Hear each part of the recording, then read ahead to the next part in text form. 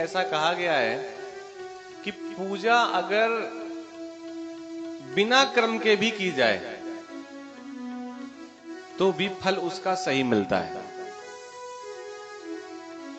लेकिन पाप अगर क्रम से ना किया जाए तो फल उसका गलत मिल जाएगा। पाप का मतलब कोई आप ऐसा कार्य करने जा रहे हो जो सामाजिक दृष्टि से अच्छा नहीं है और उस कार्य के करने में कोई त्रुटि हो गई, किसी को पहचान हो गई, किसी को जान हो गई, तो परिणाम अच्छे नहीं होंगे। भगवान के प्रत्येक अंग की सुंदरता का वर्णन है इस मधुराष्टक में। अधरम मधुरम, अधर कहते हैं ऊँटों को, वदनम मधुरम, नयनम मधुरम, हसितम मधुरम, हृदयम मधुरम, गमनम मधुरम, वचनम मधुरम, चरितम मधुरम, वसनम मधुरम, वलितम मधुरम। आखिर परमात्मा की ऐसी कौन सी वस्तु है जो मधुर नहीं है? आखिर ऐसी परमात्मा की कौन सी वस्तु है जो सुंदर नहीं है? परमात्मा की प्रत्येक वस्तु सुंदर है। मनु महाराज कहते हैं कि भगवान के मुख से ब्राह्मण का उद्गम हुआ है। ब्राह्मण का जन्म कहां हुआ है? भगवान के मुख से। क्षत्रियों का जन्म भगवान की भुजाओं से हुआ है। वैश्यों का जन्म भगवान के उदर से हुआ है। उदर कहते हैं पेट को। और जो हमारे कनिष्ठ लोग हैं, इनका जन्म भगवान के चरणों से हुआ है।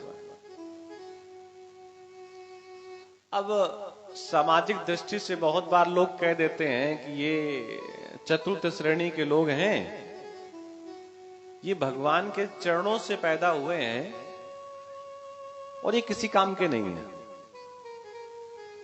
लोग घृणा करते हैं ऐसे लोगों से, जहां पे एक कनिष्ठ वर्ण शब्द लग जाता है। लेकिन आप ऐसे समझें कि दिवाली में अपने घर में शक्कर के खिलौने आते हैं। उस शक्कर के खिलौने में घोड़ा भी आता है, हाथी भी आता है। उस शक्कर के खिलौने का आप पैर भी खाते हैं, समझना, उसकी नाक भी खाते हैं, उसकी टांग भी खाते हैं और खोपड़ी भी खाते हैं। आप ये बताइए, उस शक्कर के खिलौने का कौन सा अंग आप नहीं खाते? सब खाते हैं। तो जिनकी दृष्टि में ऐसा है कि वो कनिष्ठ लोग हैं, भगवान के चरणों से निकले हैं, उनकी बुद्धि में कहीं न कहीं थोड़ी सी गंदगी भरी है।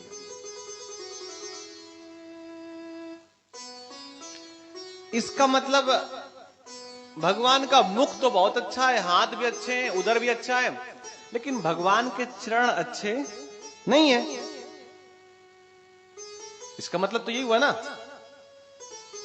लेकिन सोचिए, पूजा हम किसके करते हैं? भगवान की मुख की करते हैं क्या? भगवान के चरणों की तो पूजा करते हैं। तो जो ये वर्ण बनाए गए थे, ये जब बनाए गए होंगे तब की स्थितियां कुछ ऐसी रहती होंगी, लेकिन आज की स्थितियां थोड़ी सी प्रतिकूल हैं। गाय हमारी माता है, गाय का पूजन करना चाहिए। ये सब जो बड़े लोग हैं, जिन्हें बड़ा सर्टिफिकेट मिला है जाति का, बड़ा गाना गाते हैं, गाय हमारी माता है और ये पूजा सब। लेकिन उनसे पूछो, गाय कितनी पालते हैं आप? माता है तो गायों की सेवा कितनी करते हैं?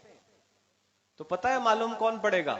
मालूम पड़ेगा जो ये कनिष्ठ वर्ग है, गाय उसी के यहां पली हुई है।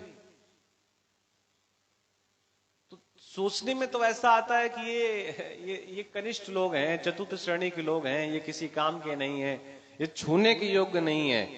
भैया ये सब चीजें थोड़ा सा इनसे हटके सही से समझो। हाँ, अगर कोई गंदगी लगाए हुए है, साफ सुथरा नहीं है, तो हाँ मान सकते हैं कि उसको छुआ नहीं जा सकता, वो ठीक नहीं है। कोई गंदगी साफ करके आया है, हम उसको गले नहीं लगा सकते हम। लेकिन कोई साफ है, सुथरा है, तो भैया गले लगाने में समस्या नहीं है। वो जानबूझ के अपनी जाति में थोड़ी ना पैदा हुआ है। हाँ ठीक है, अगर ऐसा है भी तो वो दूर खाना खा लेगा, आप दूर खाना खा लीजिए। लेकिन जहां से भोजन आए वो एक जैसा हो, भगोना एक हो, चमचा अलग हो सकता है, बाल्टी अलग हो सकती है, खाने वाले बर्तन अलग हो सकते हैं, लेकिन ये भाव नहीं होना चाहिए कि वो उनके लिए रोटी बनी है तो वो रोटी थोड़ी सी बढ़िया होगी और वो उनके लिए बनी तो कच्ची होगी। नहीं, परमात्मा की प्रत्येक वस्तु पूजनीय है। अधरम मधुरम वदनम मधुरम, इस पे विस्तार नहीं करेंगे। लेकिन जब गेहूं खेत से आता है तो पैरों से ही कुचला जाता है और उसको हम बड़े चाव से खाते हैं। बोलो भाई, पहले बैल कुचलते थे पैरों से कि नहीं कुचलते थे? और किसी को अगर ये लगता है कि ये भगवान का मुख ही केवल सुंदर है, हम ये नहीं कह रहे कि कल संबंध जोड़ने लगे कोई, संबंध अपनी जगह है, सबकी अपनी जातियों में भी और जातियां हैं, संबंध जोड़ने की बात नहीं। लेकिन हाँ, अगर कोई ये कह दे कि भगवान का मुख पूजनीय है या किसी का भी मुख पूजनीय है, तो मुख में अगर कोई लड्डू ले जाए, समझना बात को, और खा ले और फिर उसको बाहर रख दे, तो क्या वो लड्डू कोई खाएगा क्या? बोलो भाई, नहीं खाएगा ना। लेकिन अगर पैरों से कोई चीज छू गई हो तो व्यक्ति उसे खा भी सकता है। हम ये नहीं कह रहे कि कौन गंदा, कौन अच्छा, कौन बुरा, कैसा क्या, लेकिन हम सिर्फ इतना कह रहे हैं कि शक्कर के घोड़े का प्रत्येक अंग अच्छा होता है। ठीक उसी प्रकार परमात्मा के द्वारा निर्मित और या उसके अंश से उत्पन्न होने वाली प्रत्येक वस्तु अच्छी है, इसमें कहीं कोई कमी नहीं है। हाँ, कमी हो सकती है कि व्यक्ति के घर के दरवाजे और गली से मालूम पड़ जाता है कि इस घर में रहने वाला व्यक्ति कैसा है। नहीं तो बहुत लोगों का रहन सहन तो ऐसा है, इतना सुंदर रहन सहन है, जिन्होंने दुनिया देखी है, कि आप उनके जाति और सर्टिफिकेट से समझ नहीं पाएंगे ये लोग हैं कौन। और बहुत बार बड़ी जाति का सर्टिफिकेट लेने वाले भी इतने गंदे ढंग से रहते हैं कि कल्पना नहीं की जा सकती। तो भैया ये तो ऐसे कोई चर्चा थी, भगवान के बारे में तो थोड़ा हमने कह दिया। और भगवान की प्रत्येक वस्तु मधुर है, सुंदर है, इसमें किसी प्रकार का संकोच नहीं है। मंदिर के चोटी पे लगी हुई ईंट बहुत कम पूजी जाती है। मंदिर के चोटी पे जो ईंट लगी होती है वो नहीं पूजी जाती। कौन पूछता है उसे? आप स्वयं अपने आप से प्रश्न करिए, क्या आज तक कभी मंदिर की चोटी को प्रणाम करके आए हैं क्या? हाथ से छू करके आए हैं क्या? ना। लेकिन पूजी क्या जाती है? वो ईंट पूजी जाती है जिस पर पैर की ठोकरें ज्यादा लगी होती हैं। मंदिर की सीढ़ी पे लगी हुई ईंट ज्यादा पूजी जाती है चोटी पे लगी हुई ईंट की अपेक्षा। और मस्तक भी अगर कहीं झुकता भी है भैया तो चरणों में झुकता है। वो टांग, जंघा, कमर, ये फैशन हो गया, अलग बात है, लेकिन प्रणाम करने की प्रक्रिया में बताया गया कि मस्तक चरणों पे झुकता है। मतलब इसका कोई गलत नहीं है, लेकिन मतलब यह है कि कोई भी व्यक्ति बेकार नहीं है, कोई भी वस्तु त्याज नहीं है, सब परमात्मा के ही बनाए हुए हैं। हाँ, व्यक्ति ने अपने आप को कैसा बनाया है ये उस पर निर्भर करता है। परमात्मा ने तो 2 पैर दिए थे, कोई दुर्घटना से आपका एक पैर नहीं रहा, एक उंगली कट गई, तो इसमें ईश्वर का दोष नहीं है। और ईश्वर अगर अधूरा बनाता है, ध्यान दीजिएगा, तो कोई ना कोई वस्तु उसमें ज्यादा डाल देता है। आंख वाले पुस्तक नहीं पढ़ पाते, कभी किताब नहीं लिख पाते, कविता ग्रंथ नहीं लिख पाते, लेकिन सूरदास बाबा ने 1.25 लाख पद लिख दिए। कुछ लोग कहेंगे अरे ये सब झूठी बातें हैं, कल्पना वाली बातें हैं। अरे तो भैया राम भद्राचार्य जी महाराज धरती पर हैं, हजारों किताबें उनकी हैं, हजारों किताबें लिखी उन्होंने। लिखने का मतलब उन्होंने अपनी उंगलियों से नहीं लिखा होगा, लेकिन गाया तो होगा। और धरती पर हैं, आप देख सकते हैं किस विषय में वो पारंगत नहीं है। तो परमात्मा अगर किसी को कोई वस्तु कम देता है तो कोई ना कोई वस्तु ज्यादा भी दे देता है उसके बदले में। भगवान जब अपनी मां के गर्भ में आए तो देवता देवकी के गर्भ की स्तुति करने आए।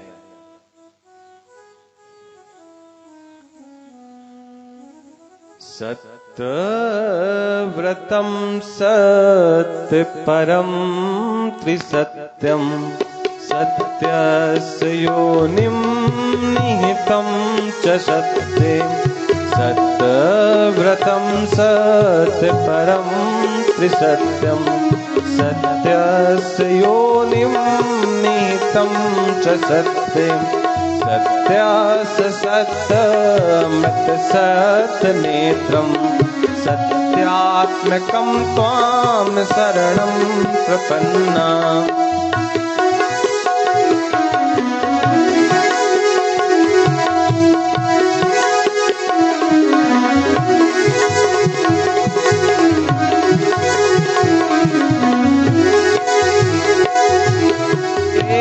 एकायनोऽसो द्विफलस्तिमूला एकायनोऽसो द्विफलस्तिमूला चतुरासः पञ्चविधा कटात्मा सप्तात्वगष्ट विटपो नवांशो दश छदि द्वि खगोलादिवृक्षा। सत्यव्रतं सत्य परम त्रिसत्यं सत्यस्य योनिं निहितं च सत्ये। सत्यस्य योनिं निहितं च सत्ये। इसका अर्थ बहुत समझना, क्योंकि कथा में हम लोग आनंद भी कर रहे हैं, लेकिन आनंद के चक्कर में कथा छूट ना जाए। इसका अर्थ है कि ये संसार क्या है, एक सनातन वृक्ष है। हम सब लोग कौन है? सनातनी। जो हमारा धर्म है वो सनातन धर्म है। और जब इसकी भाषा कोई नहीं समझता तो फिर हम लोग कह देते हैं हम लोग हिंदू हैं। हम लोगों का धर्म क्या है? सनातन। और इस सनातन धर्म के ये एक वृक्ष है और वृक्ष के 2 फल हैं। एक फल का नाम है सुख और दूसरे फल का नाम है दुख। जैसे दिन और रात। ये सुख और दुख 3 जड़ों से मिलकर के आए हैं। एक का नाम है सत्व, एक का नाम है रज और तीसरे का नाम है तम। इसके 4 रस हैं। भाई जड़ है, पेड़ है, फल है, तो रस भी तो होंगे। प्रत्येक फल का रस अलग अलग होता है, कोई कम मीठा, कोई ज्यादा मीठा, कोई खट्टा, कोई तीखा। तो 4 रस कौन है? धर्म, अर्थ, काम और मोक्ष। और इनको चखा कैसे जाता है? 5 जगह से। श्रोत, सुनकर कानों से। त्वचा, हाथ से स्पर्श करके। हाथ से स्पर्श करने में बहुत सुख है। आप ऐसे समझिए कि कोई मित्र मिलता है वर्षों के बाद तो हाथ मिलाते हैं ना, इसी को त्वचा का स्पर्श कहते हैं। नेत्र देखकर, रसना जिह्वा से चखकर, नासिका नाक से सूंघकर। इस प्रकार बहुत सारी बातें भागवत कथा में कही गई हैं। भगवान का जन्म हुआ और सब लोग उत्सव मनाने के लिए निकल पड़े अपने अपने घरों से। किसके यहां? नंद बाबा के यहां। और जब नंद बाबा के यहां सब लोग निकल पड़े तो पूछा लोगों ने, कहां जा रहे हैं आप लोग? तो सभी ने एक बात कही कि हम लोग नंद बाबा के यहां जा रहे हैं। क्या करने? देखने। किसको? लाला को। तो सब एक स्वर में गा पड़े और आप भी गाइए। चलो देखिया में नंद घर लाला हुआ, चलो देखिया में नंद घर लाला हुआ, चलो देखिया वे नंद घर लाला हुआ, चलो देखिया वे नंद घर लाला हुआ।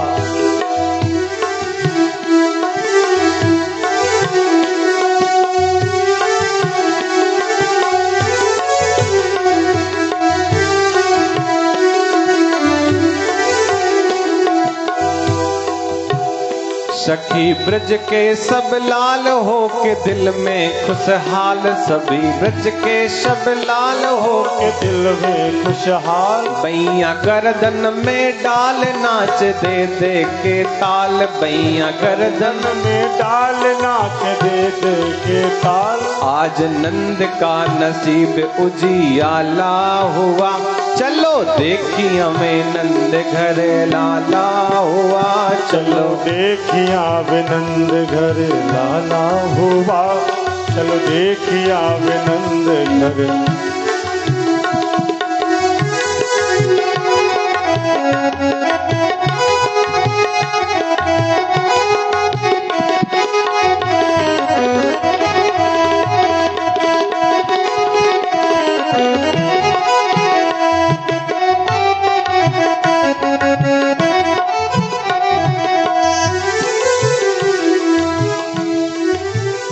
सभी हिल मिल के ग्वाल करें जय जय गोपाल, सभी हिल मिल के ग्वाल करें जय जय गोपाल। बाजे शंकर घड़ियाल जन्म लीनो नंदलाल, बाजे शंकर घड़ी जन्म लीनो नंदलाल, झूले अंगना में पलन जहां डाला हुआ, चलो देखिया में नंद घर लाला हुआ, चलो देखिया वे नंद घर लाला हुआ, चलो देखिया वे नंद घर।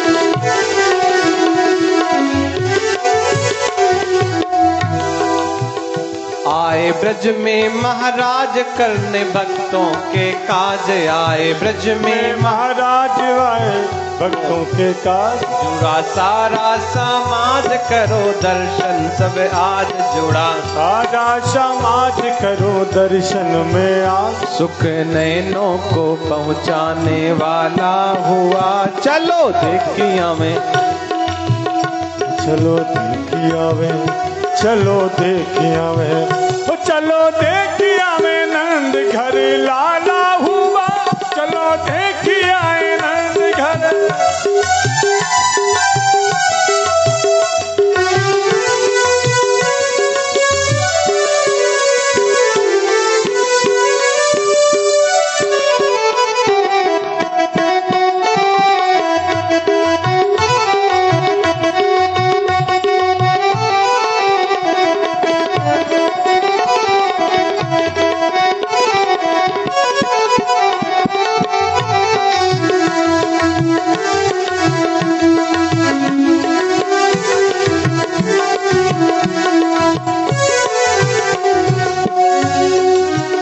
देखो गोकुल की ओर सावन भादों का शोर, देखो गोकुल की ओर देखो गोकुल की ओर श्रवण भादों का शोर, देखो गोकुल की ओर श्रवण भादों का शोर। बोले पंछी बन मोर मानो बदरी की घोर, बोले पंछी मोर मानो बदरी की घोर। बूंदे आनंद की बरसाने वाला हुआ, बूंदे आनंद की बरसाने वाला। चलो देखी हमें नंद घरे लाला।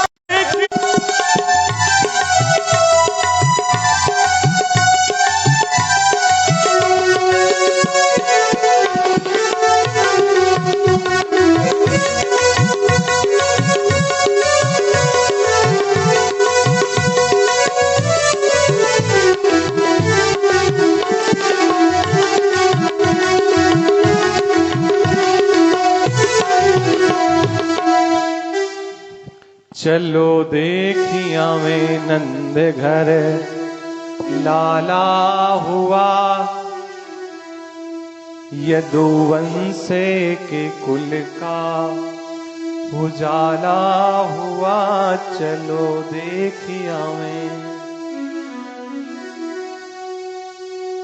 बड़ा अच्छा लगता है कि कुछ भैया लोग बिल्कुल समय से आ जाते हैं और उसके बाद पूरा समय बैठते हैं।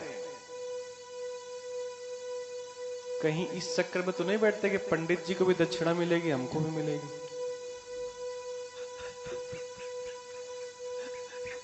तो पहले से कि नहीं भाई, जितनी देर पंडित जी बैठे थे उतनी देर हम भी बैठे हैं। अरे चलो, नहीं बहुत अच्छा है, बहुत अच्छा लगता है, क्योंकि समय निकाल के ऐसे धार्मिक कार्यों के लिए व्यक्ति आगे बढ़ करके आता है। ये प्रसन्नता और प्रशंसा दोनों की बातें हैं। पुंसस्त्र वर्गो विहिता सुहृदो हानुभाविता न तेषु क्लिश्यमानेषु त्रिवर्गोत्थाय कल्पते। कंस वहां का राजा था और उस राज्य के में छोटी सी एक रियासत थी। उस रियासत के मालिक थे नंद बाबा, और उन नंद बाबा को रोज हमेशा हर महीने कुछ न कुछ कर देने के लिए जाना पड़ता था। आज की भाषा में टैक्स कहते हैं। राजा लोग कर लिया करते थे समाज के कल्याण के लिए।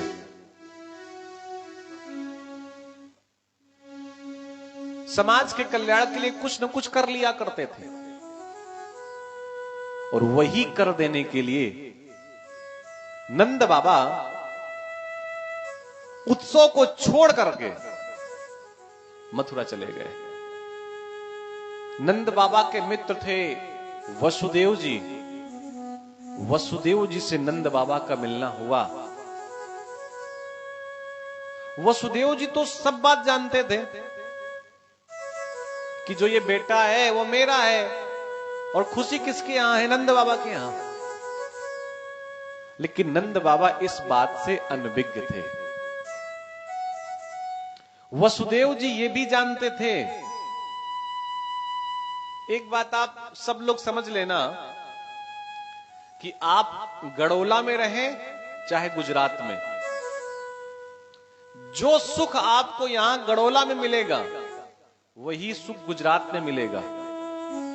और गड़ोला छोड़ करके गुजरात इसलिए चले जाएं कि वहां दुख ना मिले, तो भूल जाइए। ये किस्मत के खेल हैं। मैं आपको उदाहरण और तमाम बातें बता सकता हूं सचिन भैया। कुछ लोग जीवन में जब उनका जन्म होता है तो परिवार बहुत गरीब होता है उनका, बड़े निर्धन लोग इतनी मेहनत करते हैं जवानी तक कि धन का अपार भंडार लग जाता है। गरीबी से उठ करके आगे आए। गरीबी जब थी तो अन्न नहीं था, गेहूं नहीं थे। आजकल लोगों को लगता है आज के जमाने में कि गेहूं बड़ी सस्ती चीज है, लेकिन जो बूढ़े बूढ़े वृद्ध लोग बैठे हैं इनसे पूछिए तो बताएंगे कि जो गेहूं और ये जो तमाम चीजें हैं अन्न की, ये सस्ती नहीं, बड़ी महंगी चीजें हैं। आज अनाप शनाप मिल रही हैं। तो बचपन में तो उसके पास खाने के लिए नहीं था, तो बेचारा भूखा पेट रहता था। जवानी में उसने इतना काम किया कि खाने का याद ही नहीं रहा। समझना कि कब खाना खाना है, कब खाना नहीं खाना है। तो बुढ़ापे में अपनी किस्मत से भूखा था, जवानी में उसने कर्म इतने ज्यादा किए कि याद ही नहीं रहा कि भोजन भी करना है। कभी सुबह कर लिया, कभी दिन में एक बार, कभी 2 बार, कभी ना भी, क्योंकि उसने गरीबी देखी, गरीबी देखना दोबारा चाहता नहीं है। तो जवानी में भी भूखा रहा, लेकिन जब उसके हाथ पैर कमजोर हो गए तो उसने सोचा अब आराम करेंगे। 60 साल के बाद, 70 साल के बाद, और जब 60-70 साल के बाद उसके घर अन्न के ढेर से भरे हुए हैं, समझना भैया, तो खाना तो बहुत चाहता है। बचपन में चने नहीं थे, जवानी में चने खाने के लिए समय नहीं था, और बुढ़ापा में जब खाने का नंबर आया तो दांत नहीं। तीनों स्थितियां एक जैसी हो गई। ऐसे आपको सैकड़ों उदाहरण मिल जाएंगे। और जिनके यहां बचपन अच्छा था, जवानी भी अच्छी थी, बुढ़ापा भी अच्छा था।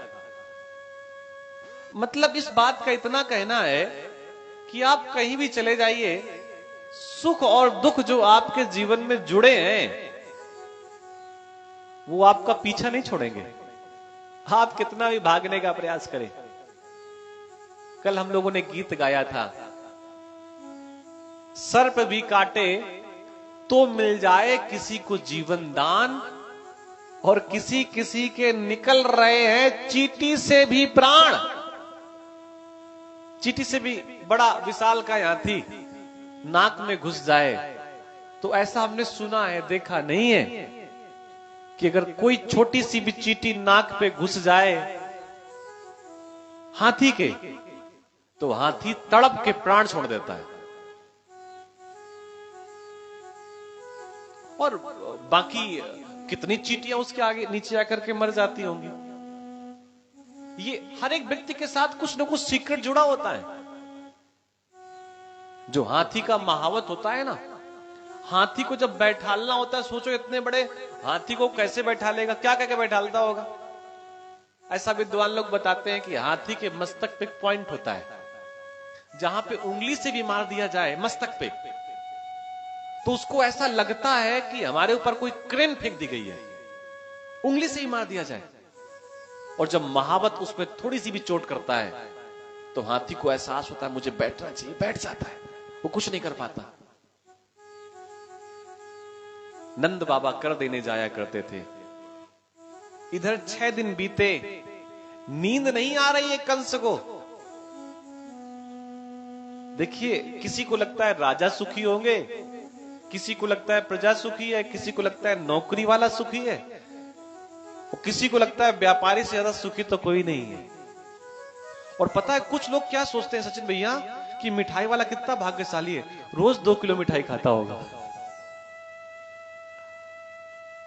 हम अपने घर में जब छोटे थे तो कपड़े बेचने वाला आया करता था, तो हमने माताजी से कहा अपना कि ये कपड़े वाला जो आता है बेचने, इसके बच्चे बहुत अच्छे अच्छे कपड़े पहनते होंगे, भाई ऐसा ही लगता है। तो माताजी ने कहा अच्छे अच्छे नहीं, जो ये कपड़े बेचने वाले व्यापारी होते हैं, इनका जो कपड़ा कोई नहीं खरीदता तो वो बच्चे पहनते हैं इनके। तो किसी के व्यापार को देख करके ये ना सोचिए कि वो इसी का सदुपयोग करता होगा। अरे भूसा बेचने वाला भूसा थोड़ी खाता है, वो तो दूसरे को बेचता है। तो भैया वो कर देने जाते थे। वसुदेव जी ने कहा आप शीघ्र वापस जाएं, क्योंकि हो सकता है आपकी आवश्यकता हो गोकुल में।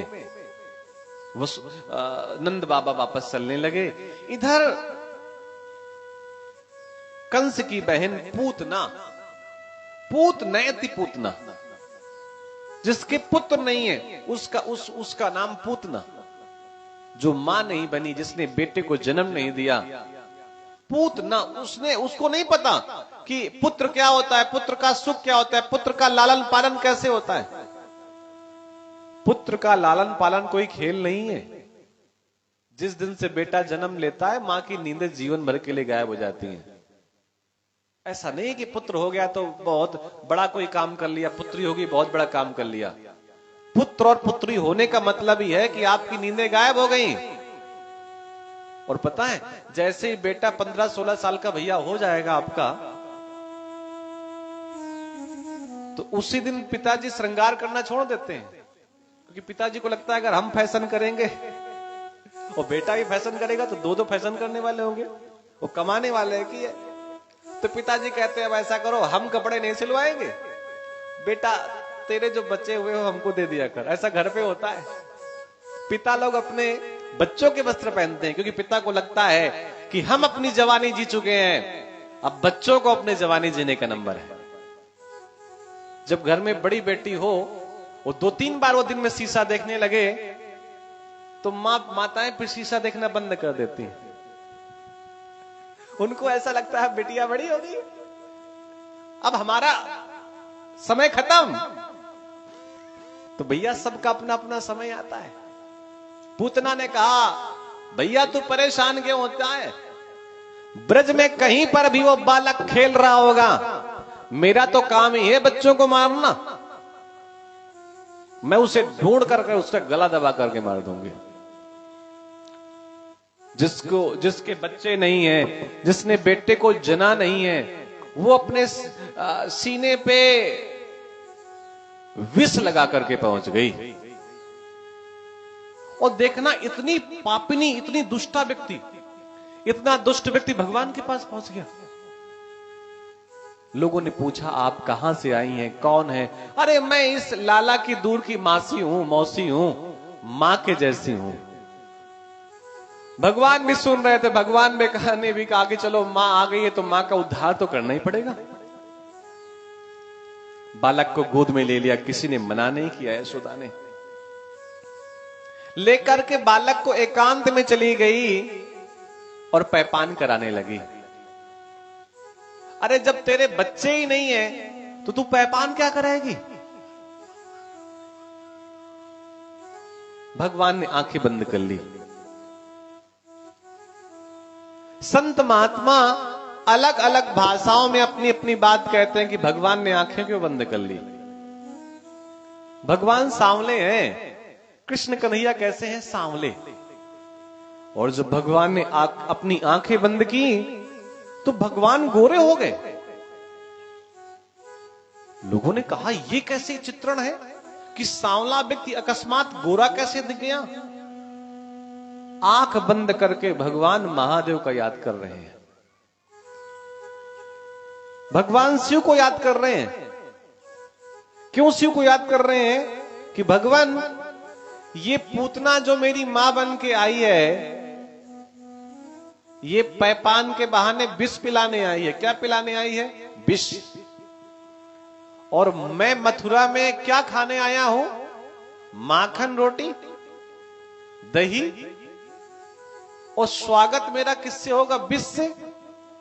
तो भगवान ने आंख बंद करके महादेव का चिंतन किया, महादेव को पुकारा कि हे भगवान शंकर, आप आए और आप विष का पैपान करने वाले हैं या आप कष्टों को पीने वाले हैं, आप आकर के अपना हिस्सा ले जाएं।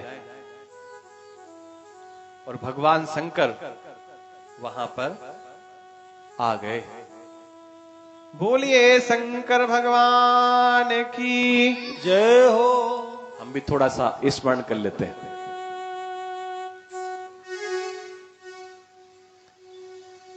शिव कैलासों के वासी, धौली धारों के राजा, शंकर संकट हरना। ओ भोले बाबा शंकर संकट हरना। भोले बाबा संकट हरना। शिव शिव कैलाशों के वासी, धौलीधारों के राजा, शंकर संकट हरना, हो भोले बाबा शंकर संकट हरना। ओ भोले बाबा शंकर संकट हरना, ओ भोले बाबा संकट।